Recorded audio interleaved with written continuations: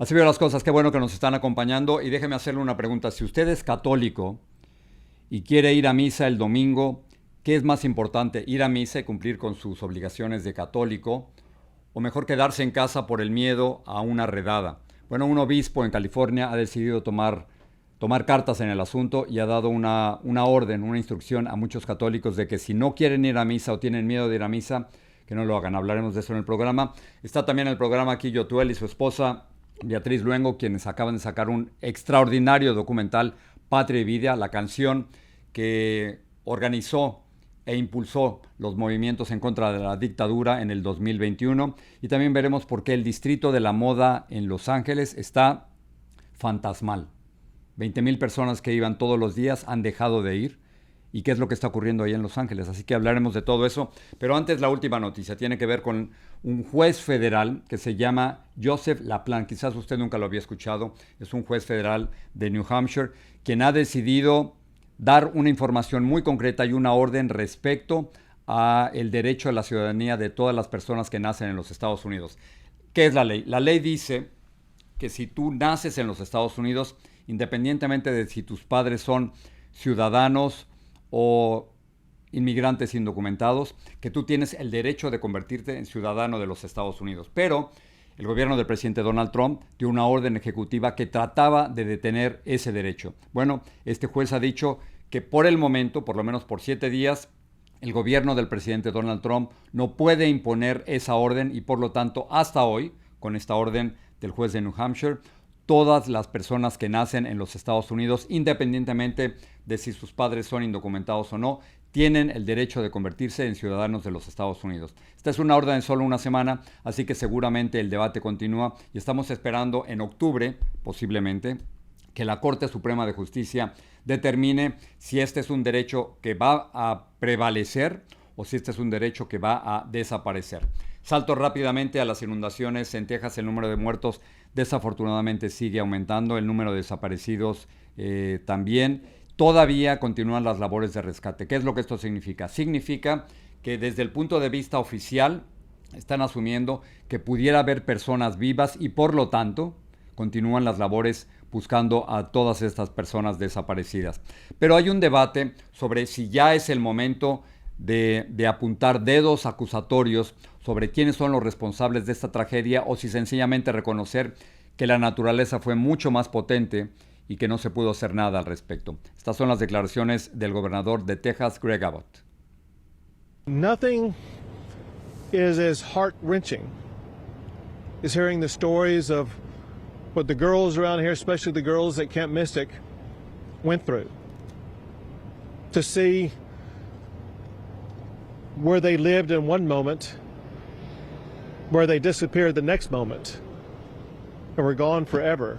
The hearts of our fellow Texans are breaking every single day because of what people of this community and the surrounding area are going through.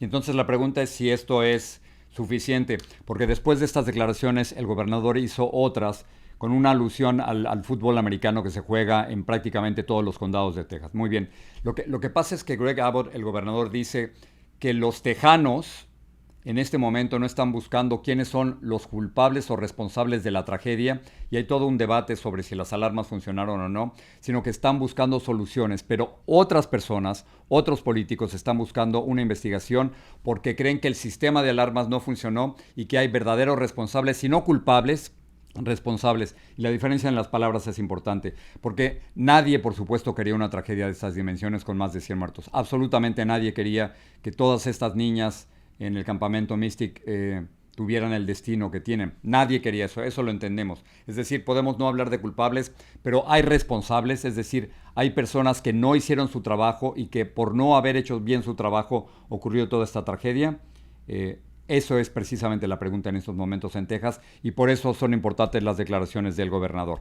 Ahora bien, lo que es increíble es cuando una tragedia se une al miedo. Y esto es precisamente lo que estamos viendo en algunas comunidades migrantes de Texas. Humberto García, un gran reportero que nos ha ayudado durante los últimos días, tuvo la oportunidad de hablar con una mujer que tiene miedo y como tiene miedo, no le vemos su cara. Pero esta fue su conversación.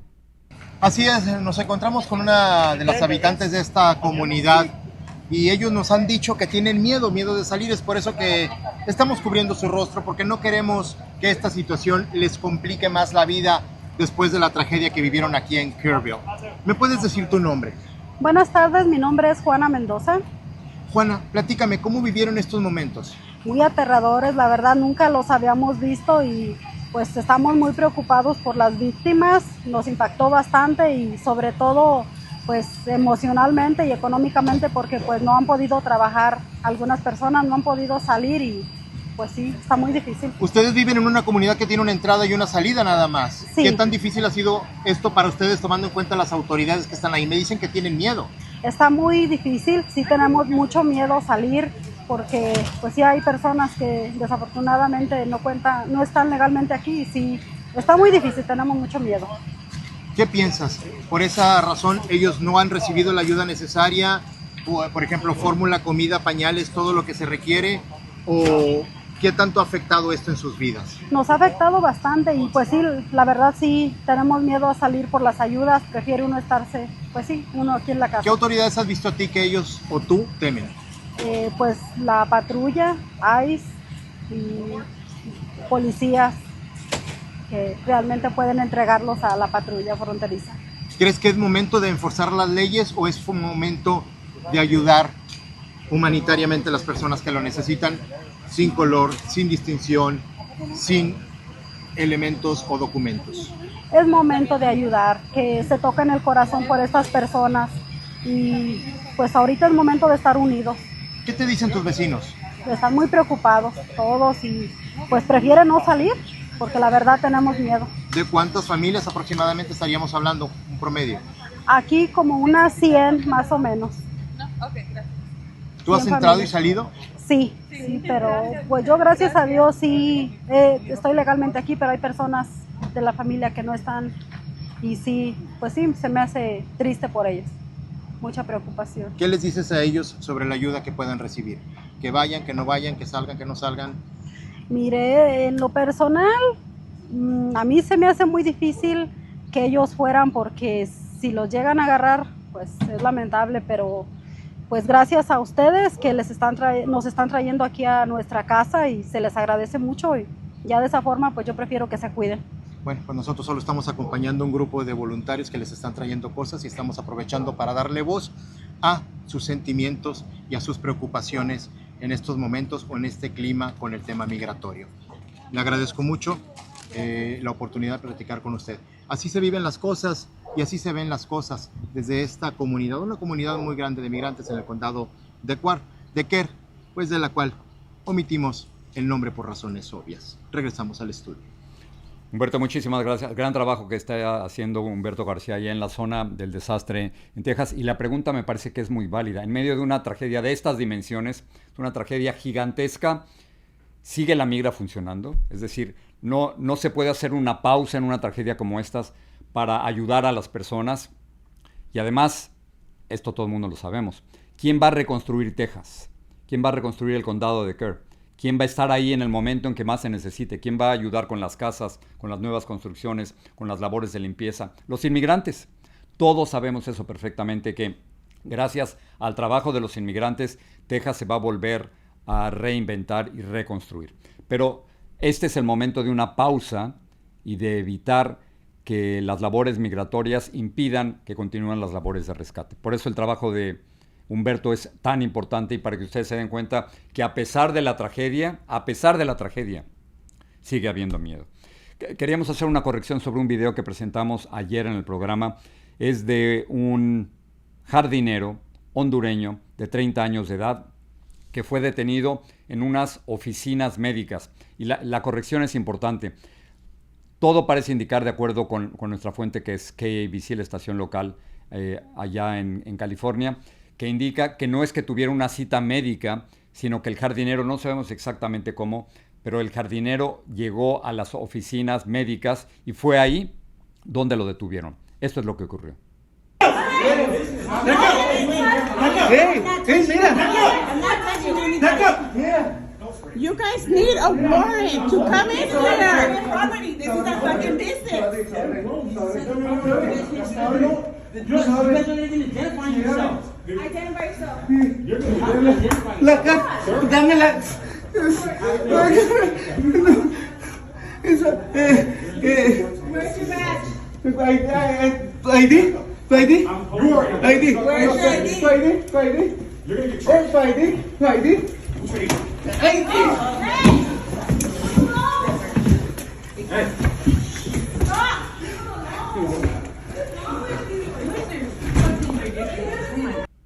Así que la información de nuevo, nuestra fuente es KABC, la estación local. Se trataba de un jardinero que llegó a ese centro médico. No sabemos exactamente cómo llega ahí, pero como acabamos de ver, es ahí donde lo detienen y 2 agentes federales, lo que suponemos son agentes federales porque les están pidiendo su identificación y no se las muestran. Suponemos que son 2 agentes federales, se lo llevan. Es un jardinero hondureño de 30 años de edad. Antes de hacer una pausa, quiero decirles lo que tenemos. Yotuel está aquí con nosotros, su esposa Beatriz Luengo también, y es sumamente importante porque este 11 de julio es un aniversario más de este movimiento libertador en Cuba, donde se busca que llegue por fin la democracia. Y recuerde que es muy importante que nos acompañen. Lo pueden hacer en YouTube, en Jorge Ramos Guión. Así veo las cosas.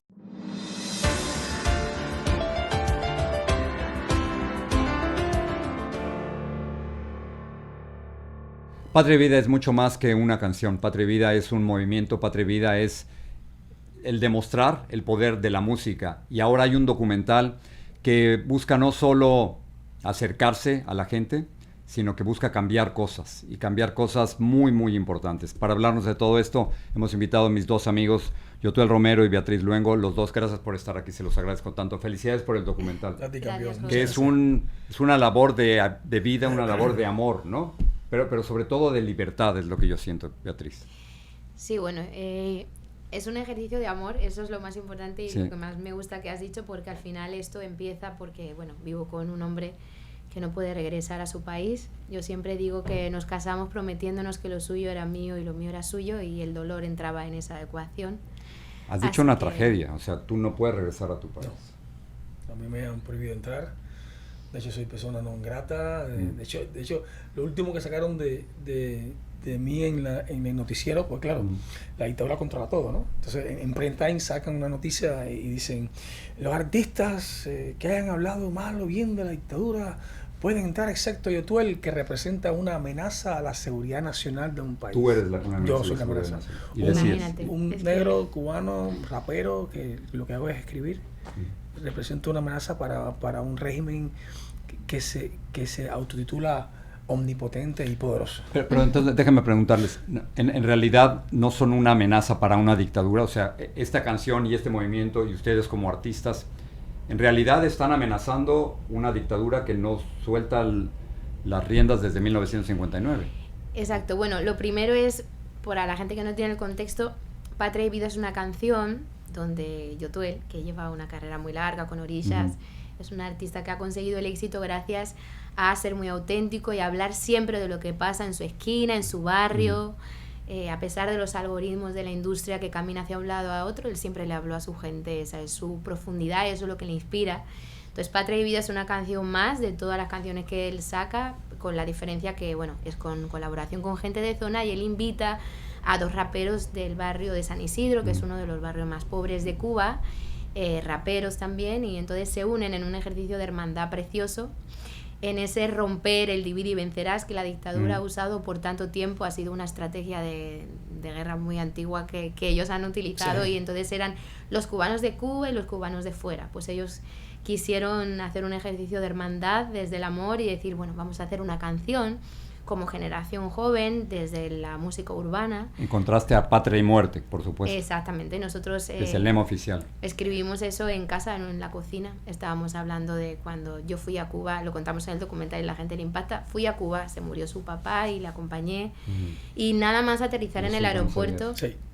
nada más aterrizar en el aeropuerto, como que me sentí muy abrumada por ese patria o muerte por todas partes. Porque es como amenazante, ¿no? No solamente la muerte, que es una palabra muy fea, es esa O, que es o tú o yo. O estás conmigo o la muerte. Estamos hablando de febrero del 2021. O sea, en febrero de 2021 la escribimos. Yo fui a Cuba cuando se murió su papá en 2014. 2014, exactamente. Entonces, de repente yo le estaba diciendo, qué pena, que poco representa el espíritu cubano, los cubanos son alegres, y entonces, ¿por qué no tuvierais un lema, no sé, más positivo? Entonces, Más cargado de vida. Más cargado de vida. Entonces él dijo patria, y yo dije, y vida. Entonces, ese cambio de la muerte por la vida y de la O por la I, esa I inclusiva, esa I de tú y yo, tu pensamiento y el mío, tu diferencia y la mía. tu diferencia y la mía, esa democracia soñada por y pega, todos. o sea, de pronto pega esa frase de una forma impresionante, Claro. ¿no? Creo que el pueblo cubano estaba esperando esa frase Sí. hace mucho. Sí. Yo creo que porque no es normal lo que ocurrió con esa frase. El hecho de que el cubano se tatuara patria y vida en el pecho, en los brazos, En el estómago yo veo una mujer en el embarazada, estómago. ¿no? Sí, Claro. creo que tocamos una fibra muy, muy profunda que estaba ahí, que estaba esperando a decir, esto es lo que me gustaría a mí. Pero bueno, más allá yo creo que de la frase sola, es que la canción que da nombre está cargada de mucho contexto. De mucha emoción. O sea, los cubanos, en el documental, una de las partes más bonitas es que hemos usado vídeos reacción en TikTok de la gente cuando salió la canción llorando mientras la escuchaban. En Cuba. Y fuera. Y fuera. Lo sabemos, es un montón Sí, de sí, gente, porque la canción se volvió un éxito en el mundo, tiene más de 350 millones en el hashtag de TikTok. Impresionante. Que esto nos impresionó porque una semana antes con el equipo hablando de, bueno, sacamos una canción, ¿cómo la vamos a promocionar? Y entonces me acuerdo de una persona del equipo, bueno, TikTok, y nosotros, bueno, no creo que podemos hacer un baile de TikTok. Todo por redes, claro. Todo por redes, todo por internet. Y la gente... Y sobre todo cuando la gente perdió, sobre todo la juventud perdió el concepto, o se le olvidó el concepto de que las canciones pueden mover, pueden cambiar, el arte puede cambiar, el arte tiene que incomodar, si no, no es arte, si no es algo más Y comercial. esto incomodó de una forma impresionante. ¿Les parece, para quienes no han visto el documental todavía, este es el tráiler? Vamos a ver. Okay. Bueno, Patria y Vida trata de cómo 6 negros de barrio hicieron una canción Como 2 minutos, y ¿no? cambiaron la historia de un país. Their mantra, patria y vida. Countryland and life. Agarraron el Patria o Muerte, que es del régimen, y lo viraron. ¡Patria y vida! Yotuel had made the song, and the song had become the slogan. ¡Esto es patria y vida! Es la primera vez que se genera un movimiento a partir de la música. David contra Goliat. Bueno, en este caso, David tenía una canción como Tirapiedra y el lanzamiento fue directo al ojo del gigante. Y de momento se va la luz. A partir de la canción de Patria y Vida se hace más fuerte la represión con nosotros. Van a tratar de desaparecerte del mapa. Nos dijeron que teníamos orden de secuestro. Nos estábamos convirtiendo en los enemigos número 1 de la dictadura cubana. Me partieron la cabeza por aquí. Y nada, me llevan preso. Por solamente cantar en una canción. ¿Qué es más inhumano que eso? Michael Osorno es el único músico que está preso por una canción que ha ganado 2 Grammy. ¡No le echen a un artista! Siempre ha existido censura para con el arte. Que sea el amor y la poesía lo que una a este pueblo. Es que en Cuba siempre hay miedo. Ellos son dueños de tu vida, son dueños de tu salario, son dueños menos de lo que hay dentro de tu cabeza, tu voluntad y tu deseo de libertad. Los niños son del gobierno en Cuba hace mucho tiempo. Es el chantaje total. Son míos. Voy a hacer de ellos lo que quiera. Extraño mucho a mi papá, ya quiero que sea libre. Seguimos luchando para que no haya más Jade, para que no haya más niños rotos en Cuba.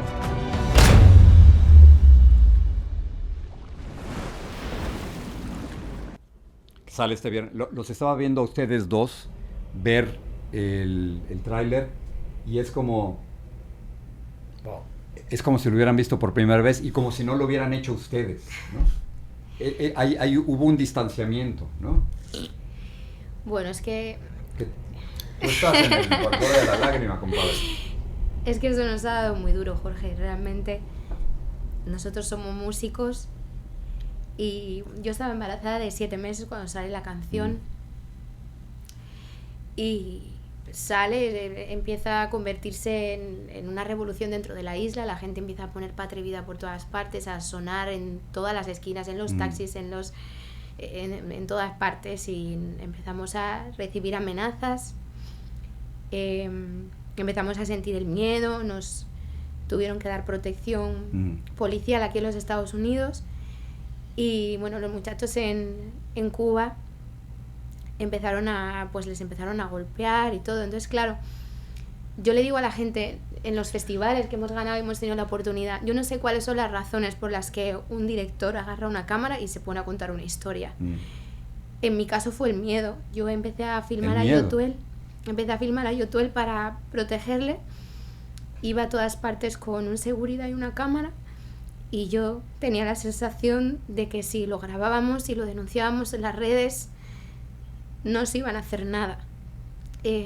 También pusimos un cámara en Cuba para los muchachos, y entonces Angelo Troya, que fue preso por grabarles, cuando ya lo soltamos, cruzó a Nicaragua y hizo todo el camino difícil de cruzar las fronteras hasta Estados Unidos, y cuando llegó a la frontera me llamó y me dijo, tengo el disco duro conmigo. Yo contaba con que se lo habían quitado cuando estaba preso. Y lo tenían, claro. Él había hecho un backup. Y entonces me dijo, voy a estar retenido aquí unos días, te voy a mandar un familiar a la Florida para que te enseñe las imágenes. Y el cuando material yo lo abrí, de Cuba. De Cuba, claro. El de los ese no se podía perder, era uno solo. Solamente. Y tú no sabías que lo tenían. No lo sabíamos. No. De hecho, pensábamos que se lo habían quitado. Sí. Y como estábamos tan preocupados por la vida de Angelo, su madre y todo, lo último que pensábamos era en el disco duro, la verdad. Sí. Estábamos más... Queríamos que ya cruzara, que llegara, que estuviera a salvo, y cuando nos dice que tenemos el disco duro, y entonces... Cambia todo, o sea, visualmente para ti como directora, ¿no? Cambia todo. Cambia todo cuando yo abro las imágenes en mi ordenador y empiezo a ver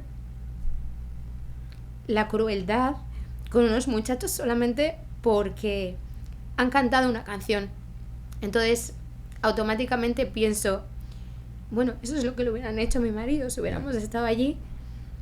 ¿Cuándo te vas de Cuba tú? Es que yo creo, o sea, no cantamos una canción, yo creo que le inyectamos la esperanza a un pueblo. Y eso es lo que la dictadura le ha dolido. Le hemos inyectado esa gana de libertad, esa humanidad que necesitaba, la lucha de no ser políticos, de no venir de ningún partido, de ser artista, de ser calle, de ser pueblo. Y de hablarle a tu pueblo, de decir, se acabó. Es que no podemos seguir aguantando esta tortura. Son 62 años cuando hicimos la canción. Entonces, creo que eso fue lo que conmovió y lo que llegó al corazón de los cubanos. ¿Pero qué es lo que te hizo llorar cuando ves eso? Que seguimos todavía... siguen vivos, muy vivos, y eso es triste. Seguimos muy vivos y que es un documental vivo, que no ha parado, que todavía Michael está preso, que todavía hay 1.100 cubanos presos. Hay niños presos todavía, hay un pueblo que muere de hambre, de luz, de necesidad, de falta de libertad, de crueldad, de que el propio cubano es el que está matando al propio cubano. Aquí no hay nadie extranjero que está usando la fuerza ni las armas, es el propio cubano contra el propio cubano, y eso es muy triste. ¿Ustedes siguen en peligro? ¿Sienten que siguen en peligro a pesar de no estar en Cuba? No. Se sienten libres, se sienten protegidos. Sí, nos dieron protección en las redes sociales como una especie de paraguas. La verdad que nos contactaron ellos para protegernos las redes y también a nivel personal, entonces no. O sea que aquí se sientan seguros. Sí, Puedo preguntarle sobre todos los participantes. Michael Osorbo, ¿dónde está? Está preso. ¿Pero dónde? En una cárcel que es, bueno, la semana pasada le movieron de 1,5 kilos, que es una de las peores prisiones de Cuba. Se lo tienen incomunicado. ¿Cuánto tiempo llevará preso? Lleva preso 4 años. Desde el 21. Desde abril. Tiene una condena de 9 años. Luis Manuel Otero. Preso. Ahora se ha declarado en huelga de hambre intermitente. ¿Sabemos dónde? Sí, la cárcel de San Luis no le han trasladado, pero es que ayer murió un huelguista que estuvo 40 días de huelga y lo dejaron morir. Murió ayer. O sea, estamos hablando de que es prácticamente inhumano lo que ocurre en Cuba. ¿El Funky? Está aquí. Está acá. Okay. Sí. Él pudo salir. Pudimos sacar a corriendas y pudo estar acá. ¿Y de Semer Bueno? Está acá. No, ese mes estaba aquí. Siempre estuvo acá. Y gente de Zona también. Randy y Alexander también. O sea que 2 de tus compañeros por esta canción están presos. Hoy están presos. Están presos, sí. O sea, Luis, por una canción. Por una canción. Luis Manuel, tengo que decir que es un artista plástico, ya veo que te gusta el arte. Sí. Luis Manuel es un líder que sus obras han estado expuestas aquí en Miami. En el museo de Brickell tiene una obra, ¿cómo se llama? Jorge Pérez. Claro. O sea, es un artista muy importante dentro del mundo de las bellas artes, y Luis Manuel está preso solamente por hacer cameo en el videoclip. Nada más por eso. Solo por eso. 5 años. Y por supuesto gente de Zona sigue. Sí, claro. Sí. Entonces, a ver, ¿hay un propósito político en la canción? Es decir, ¿están buscando que termine la dictadura? ¿O todo va para allá? Bueno, mira, yo creo que... ¿Cómo se maneja eso? No sé. Es que más que un propósito político hay un propósito humanitario, y es devolverle a Cuba sus derechos. Sí. Yo creo que más allá de claramente acabar con el sufrimiento de una dictadura, un régimen que ha secuestrado al pueblo cubano, queremos que ese pueblo sonría por primera vez, tenga felicidad, tenga lo que vivimos muchos cubanos que conocemos el mundo, ¿no? Yo creo que la doctrina que ellos intentaron someter al pueblo cubano, mientras no había internet, lo tenían todo controlado. Una vez que aparece internet, Cuba se abre al mundo. O sea que el internet es el elemento tecnológico que permite... Total, fue lo que hizo posible que Patria y Vida se convirtiera en lo que es hoy en Cuba. O sea, el gobierno pierde el control del mensaje. Totalmente. Claro. Y que le pasa, como todo está digitalizado, todo está por internet, las reservas, los hoteles, los aviones, quitan el internet y se cae el negocio. Claro. Entonces tienen que subir internet, pero ahí aparece la libertad. Entonces, ¿Cómo oyen en Cuba Patria y Vida, por ejemplo? Internet. Todo es a través del internet. Todo. Bueno, ahora está prohibida, te meten presos y la pones. Pero la gente puede oír. La gente la escucha. Ahora, ¿este documental se podrá ver en Cuba de una forma clandestina? Bueno, lo tenemos metido en Cuba ya. De hecho, lo anuncié hace 2 meses antes, y un sistema que tienen los cubanos de ver que es el paquete, sí. Lo cancelaron. El paquete. Lo cancelaron. Porque sabían que ya estaba metido el documental. Pero el documental ya está ahí. O sea, una vez que entra uno, se empieza a repetir. Todavía no hemos conseguido que se distribuya, porque claro, alguien, o sea, es peligroso para ellos. Claro, pero lo tenemos dentro, sí. O sea que si alguien en Cuba está viendo este documental, corre peligro. Corre peligro, claro. Eventualmente todo el mundo lo va a ver, ¿no? Sí. Ojalá. O sea, todos sabemos que en Cuba todo el mundo lo va a ver, sí. ¿no? Ojalá, sobre todo porque es muy importante que vean la valentía de ese 11 de julio y sobre todo vean algo fundamental. Nosotros cuando quitaron internet pensábamos que quitaban internet para que nosotros no pudiéramos ver lo que hacían con la gente. Nos dimos cuenta haciendo el documental que no solamente era para eso, era para que los propios cubanos no pudieran ver con sus ojos la repercusión que tuvo que salieran a la calle. Yo tengo muchas ganas que lo vean, porque ellos tienen que ver que con un día que salieron a la calle por horas, el mundo entero habló de Cuba. El 2021. Y hoy en día están pasando muchísimas cosas en el mundo tan difíciles, y hasta las desgracias compiten. Solamente ellos van a volver a poner a Cuba en el mapa, y la gente va a poder hablar de ellos con esa valentía otra vez, que vuelvan a decir que eso no es lo que quieren para su gente. ¿Cuándo te fuiste tú de Cuba? Yo me fui de Cuba en el 97. Ya. ¿Y no has regresado desde entonces? Sí, regresé hasta el 2015. Ok. Pero del 15 ahora llevas 10 años, una década fuera. Y ahorita sería peligrosísimo para ti. No, yo... O sea, no sé, impensable. Impensable. Los quiero regresar un poco a este momento. No me voy a meter mucho en política, pero ustedes saben que le han quitado el perdón humanitario a 500,000 de personas, muchos de ellos cubanos. Todos suponíamos, viviendo en la Florida, que los cubanos jamás podrían ser deportados de nuevo a Cuba. Ahora existe esta posibilidad, y ¿cómo se sienten ustedes? Bueno, mira, yo creo que hay que chequear a cada... O sea, a ver, el cubano, la gran mayoría de los cubanos emigran por problemas políticos. Emigran porque vienen de un régimen que los encarcela, que los reprime, que les quita sus libertades. Y yo creo que no hay que equivocarse. Y sería terrible regresar a alguien. Sería terrible, ¿no? Muy terrible sería. O sea, muchos de ellos podrían terminar en la cárcel de nuevo. Totalmente. Claro.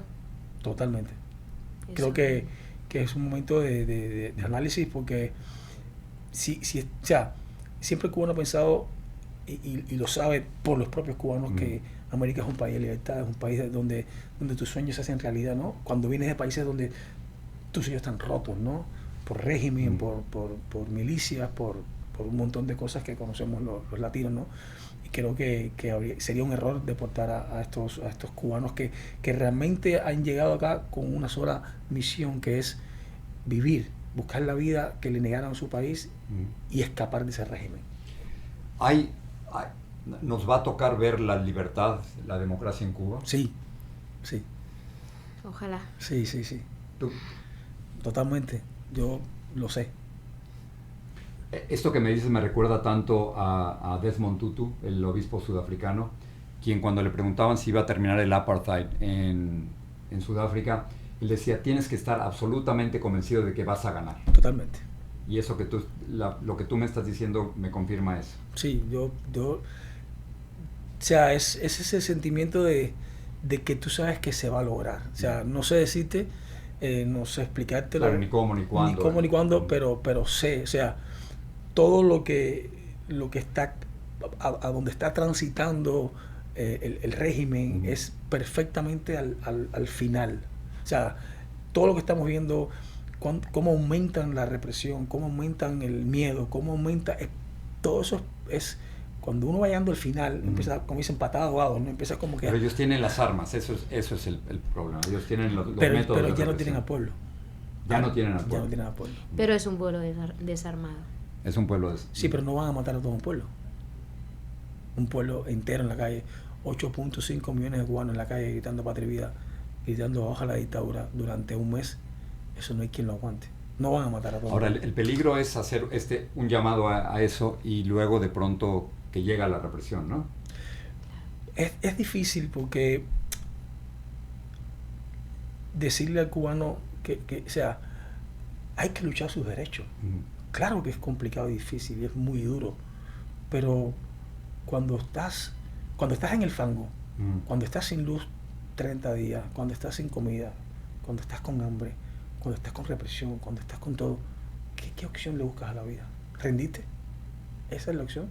O sea... Claro, lo que tú estás diciendo es que no se debe uno de rendir y hay que continuar con ese mensaje. Yo creo que...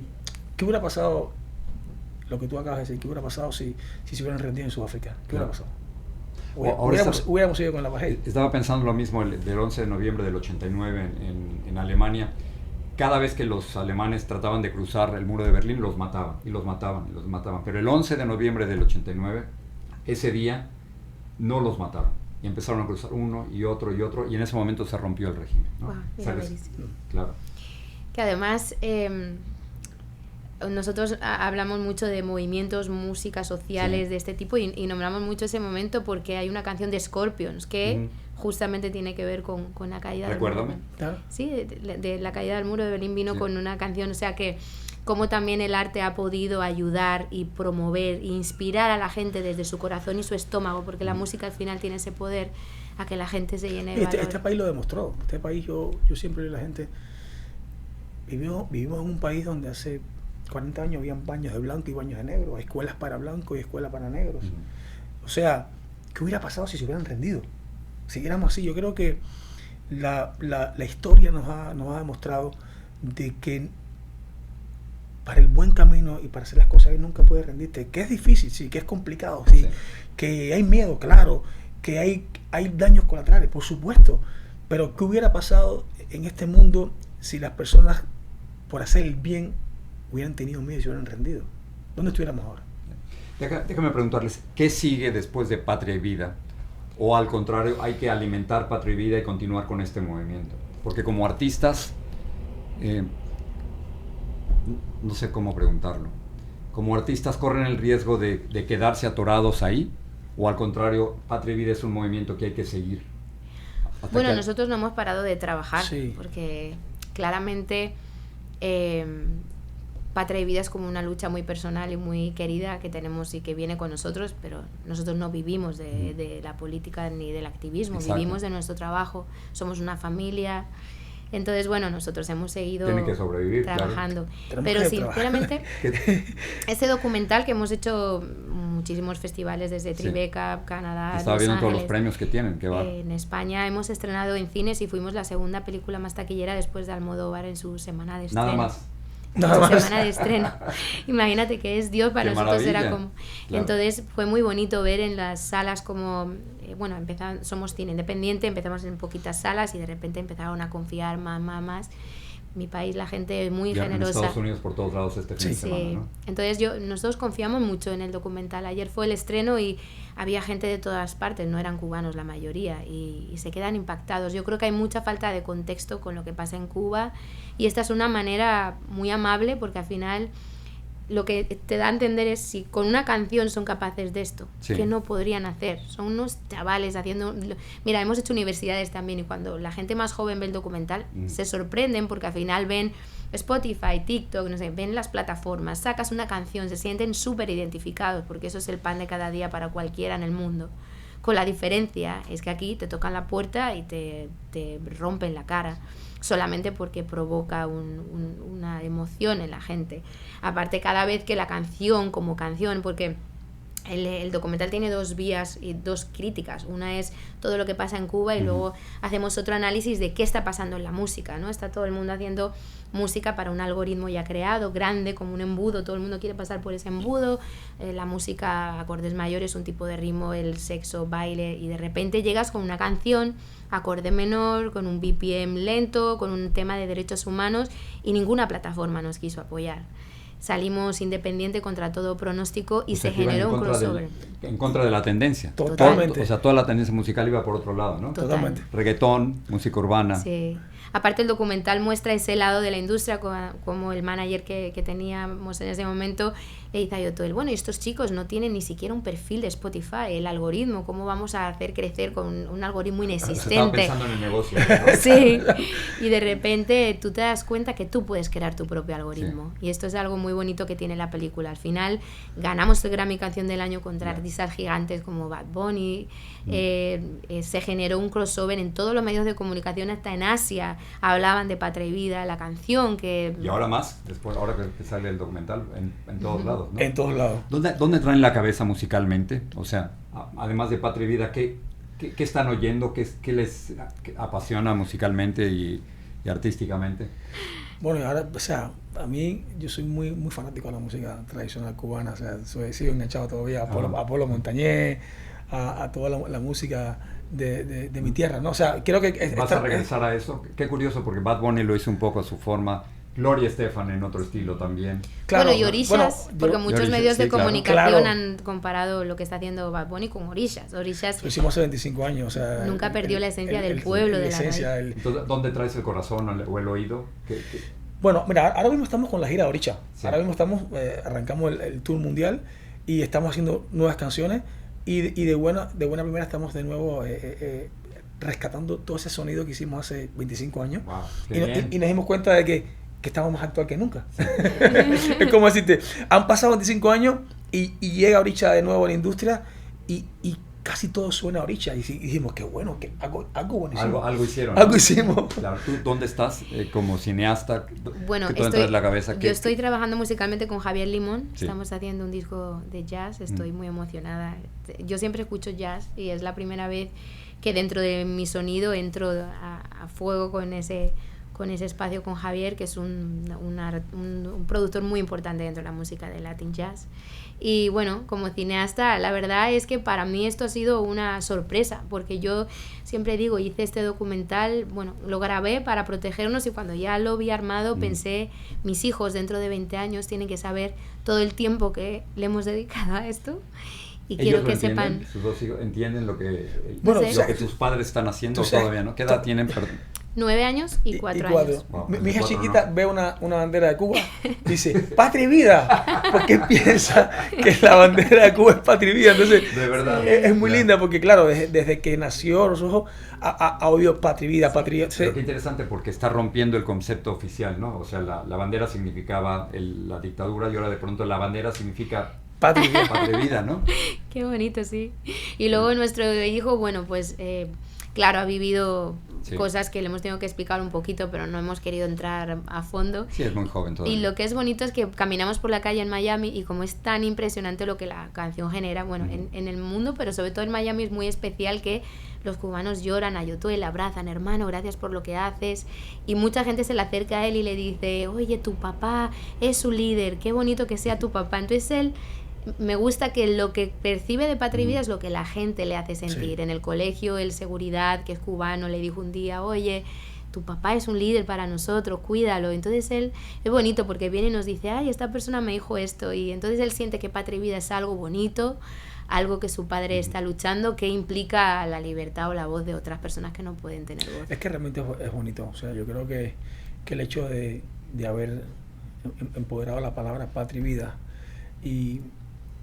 y transmitirle al cubano esa visión. Yo creo que Patria y Vida trae una visión a la Cuba futura. Sí. Y creo que eso es lo que a la gente le ha gustado, ¿no? Porque decían, sí, claro, es que es eso que queremos. O sea, queremos Es la democracia, es la vida. Queremos vivir aunque pensemos diferente, aunque seamos distintos. Es más, qué bueno que pensemos diferente y seamos distintos. Y vivamos todos en Cuba y podamos estar orgullosos de ser cubanos, de tener nuestra isla, de luchar para que Cuba sea grande de nuevo, bonita, efervescente, próspera. ¿Quién no? Algo que me llama mucho la atención y terminamos con esto es que durante décadas eran políticos cubanoamericanos quienes tomaban el liderazgo de la lucha contra la dictadura, ¿no? Y ahora de pronto eres tú y son músicos como tú. Bueno, somos músicos, son Sí, youtubers. no estás solo, yo sé que claro, no estás solo, pero son los artistas quienes ahora están tomando el liderazgo de esa lucha contra la dictadura. Yo creo que el arte mueve montañas. El arte, o sea, yo me recuerdo hablando de España, desde cuando destierran a Serrat, que se va a vivir que no lo dejaban cantar en en catalán, cantar en catalán. No. O sea, desde grandes... Bueno, esto mismo que ocurrió hace poco en Puerto Rico, con Bad Bunny, con Residente, o sea, el artista tiene un compromiso con su pueblo. Sí. El artista tiene un compromiso con su pueblo. Y tú lo tienes y más si eres urbano. Tú mencionabas a Serrat, tuve una oportunidad de conversar con él y él me decía una frase cuando tuvo que decidir entre seguir con su lucha o aceptar lo que le querían imponer en el régimen español, en la dictadura. Él me dijo una frase muy fuerte, dice, es jodido vivir con miedo, pero más jodido es vivir con vergüenza, ¿no? Wow. Claro. Qué fuerte. Y salió, se fue de España, aguantó la dictadura franquista y luego regresa, ¿no? Porque no se atrevía a vivir con vergüenza, claro, ¿no? Y es lo que yo siento de usted, o sea, tú no te hubieras atrevido a vivir con vergüenza de ceder ante el régimen. No, claro. Y sobre todo, mira, él dice una cosa, ayer no le preguntaban, bueno, que los artistas que no quieren hablar de política, y él dice, yo cuando me encuentro un artista que no quiere hablar de política, le digo, no hables de política, habla de humanidad. Ahí está. Que esa palabra no se nos puede olvidar a ninguno. Claro. Aparte yo creo que tenemos como una deuda, ¿no? La gente te sigue, la gente te abraza, tú tienes que devolverle algo a la gente, ¿no? Sería muy egoísta pensar que solo recibes la parte buena y no decides hablar por nada. Y ustedes lo han hecho con creces, muy valientemente, y me emociona haber estado con ustedes durante todo este transcurso. Siempre. Desde Patria y Vida. Y además te agradecemos mucho porque para nosotros siempre que nos hayas entrevistado ha sido como un hito importante. No, y para mí estar con ustedes, imagínate, yo me siento honrado de estar con ustedes, de siempre, verdad. Y fue un proceso largo donde alguna prensa nos entrevistó una vez y ya, y tú siempre has estado dándonos seguimiento, dándonos el cariño, poniendo en contexto a la gente en otras realidades que a lo mejor desconocen lo que pasa en Cuba, así que muchas gracias, Jorge. Bueno, yo y millones que lo siguen ahora, así que... Gracias. Gracias. Iremos a una Cuba libre. Eso. Sí. Contigo. Tú me llevas. Claro Por que favor, sí. Claro que sí. Eso va a ser... o sea, yo visualizo esa llegada yo llevo la cámara. de una Cuba libre. La siguiente entrevista en el malecón, Jorge. Ahí está. Pongamos la siguiente entrevista en el malecón. En el Vamos. malecón. Gracias, amigo. Gracias a los dos. Patria y Vida. Continuamos en Así Veo las Cosas. No sé si usted es religioso, pero si lo es, tienen por supuesto la costumbre y la obligación, si son católicos, de ir a misa todos los domingos.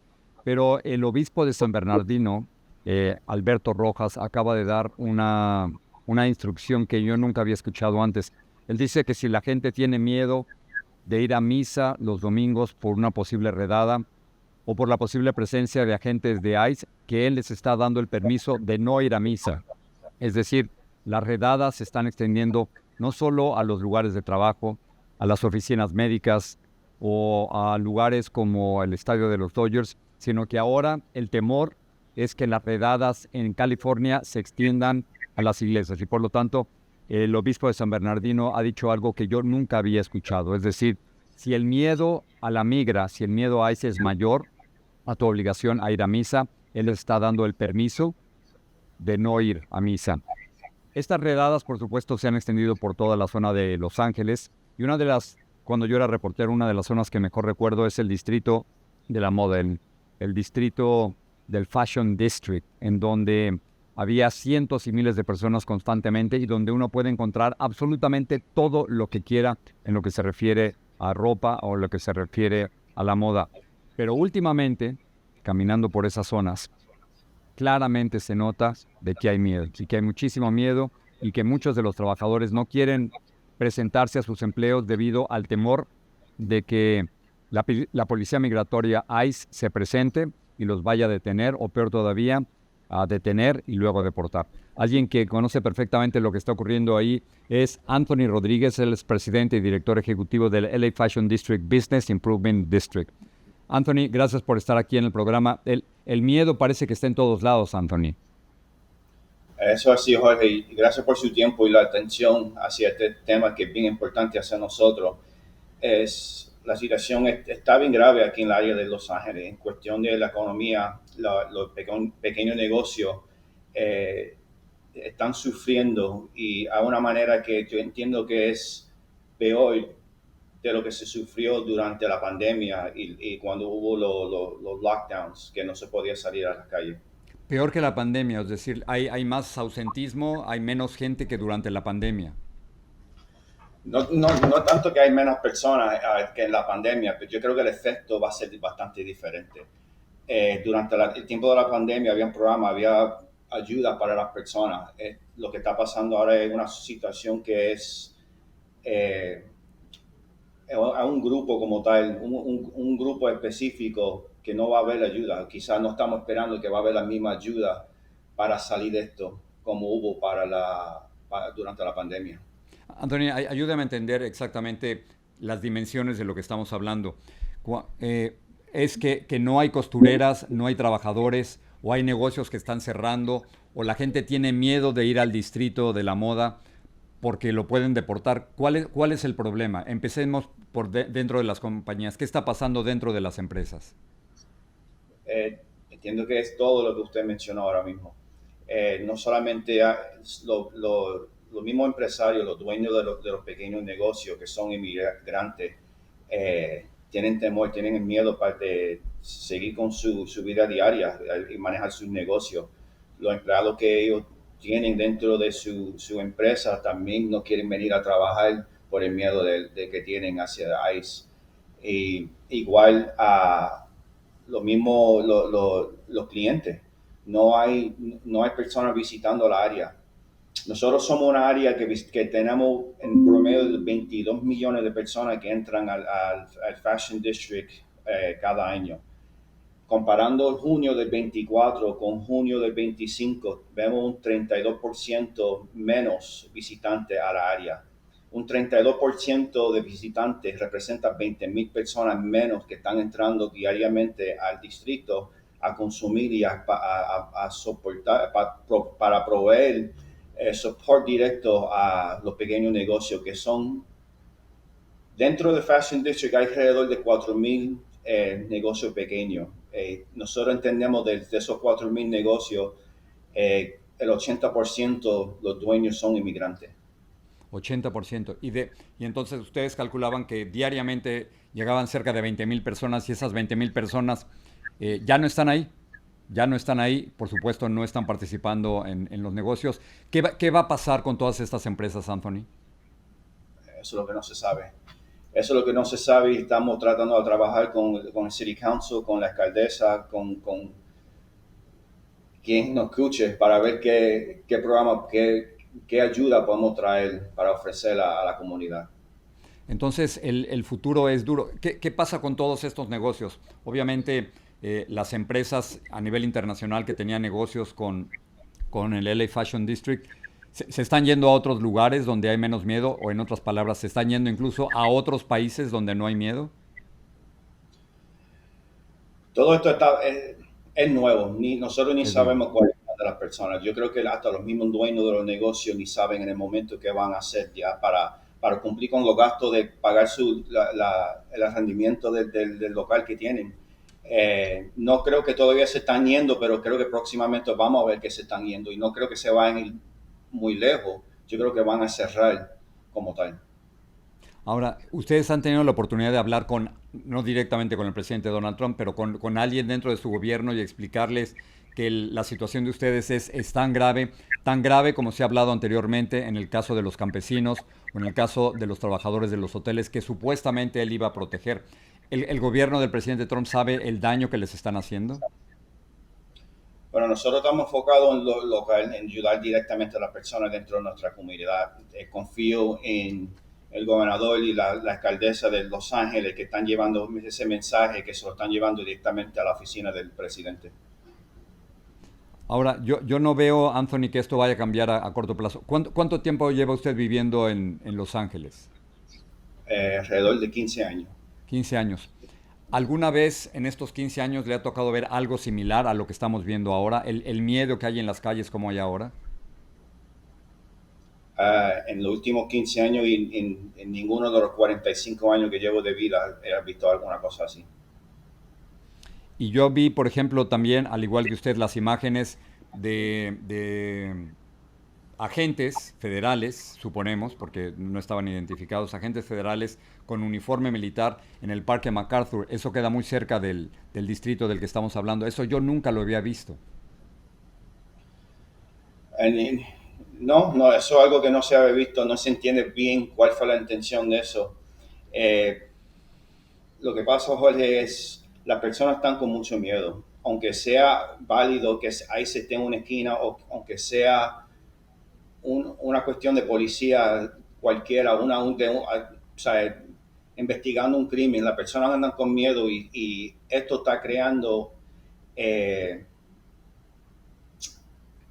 como el fear de las personas está creciendo por el mismo miedo. Ven a some type of police activity y lo confunden con la actividad de ICE. En ese momento los negocios paran de funcionar, todo se cierra, las personas salen huyendo de la área y el daño, ese día no hay venta y quizás el próximo día después no hay venta tampoco. Y esto es algo que estamos viviendo diariamente. Y termino con esto, Anthony. Lo mismo que usted está viendo en el distrito de la moda en Los Ángeles, lo está viendo en otras partes de la ciudad que antes estaban llenas de gente y que ahora ya no. Sí, todo el downtown está sufriendo actualmente. Yo creo que los pequeños negocios, ninguna área como la de nosotros, en cuestión de negocios pequeños, pero de restaurantes de noche, todo que sea nightlife se está viendo afectado, hoteles. No es solamente nosotros, es todo el downtown y entiendo yo que la ciudad entera. Anthony, déjame terminar con esta cifra. De todas las personas que trabajan en el Fashion District, ¿tiene alguna idea de cuál es el porcentaje de inmigrantes que trabajan ahí? Más o menos. Sí, más o menos, yo diría como algún 90%. 90%, 9 de cada 10 son inmigrantes. Eso así. Siendo afectados por las políticas derredadas del gobierno actual. Anthony Rodríguez, gracias por estar aquí y espero que esta situación se solucione rápidamente. Sin embargo, no veo cómo y no por ahora. Anthony, gracias. Gracias a usted, gracias por su atención.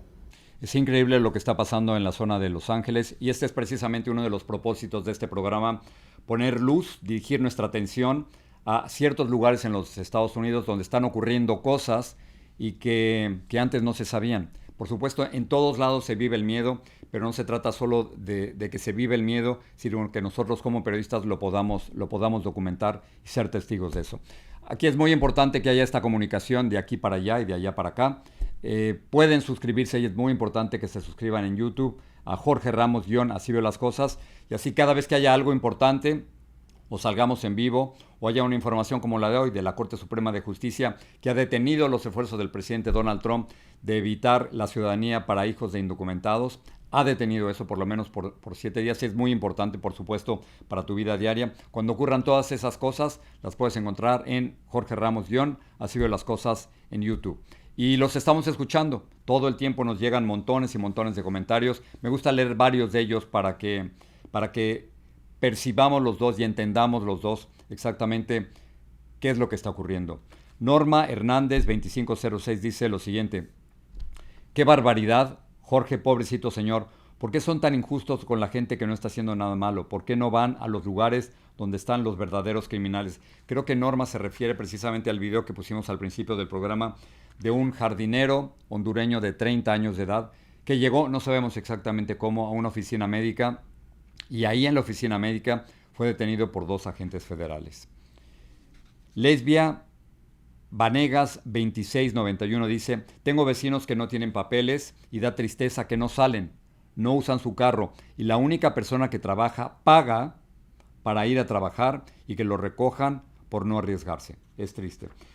Calculo que, de acuerdo con las últimas fuentes que tenemos, hay cerca de 14 millones de migrantes indocumentados y el miedo son no únicamente para los inmigrantes indocumentados, sino también para sus familiares, muchos de ellos que son legales aquí, pero que no saben si su padre o su madre o su hermano o su vecino van a poder regresar después de ir a trabajar. El miedo está en todos lados y ciertamente, como dice Lesbia, es muy triste la situación que está ocurriendo aquí. Y termino con Daniel E5Z1P. Gracias por compartir. Mi hijo también fue detenido y encarcelado sin hacer nada, ni criminal ni legal. Creo que antes de detener a cualquier persona se debe de entregar una orden oficial y por un juez, pues se llevan a la gente y muchos son de los Estados Unidos y luego ya no se encuentran. Las leyes claramente dicen que antes de un arresto debe haber una orden de arresto y debe haber razones por las cuales te puedan detener, pero como hemos visto en este programa y en otros durante las últimas semanas, esto no está ocurriendo. Agentes federales encapuchados, sin identificación, llegan a los lugares y están deteniendo a las personas. Con esto llegamos al final de este programa. Los estamos oyendo, estamos tratando de tener el pulso del país. Queremos tratar de entender lo que sienten los latinos, lo que sienten los latinoamericanos, lo que sienten los inmigrantes en este país en un momento sumamente difícil. Yo diría, para mí, uno de los momentos de más miedo y más difíciles de los últimos 40 años. Por eso, y solo por eso, gracias por su confianza y gracias por estar aquí con nosotros. Así ven las cosas.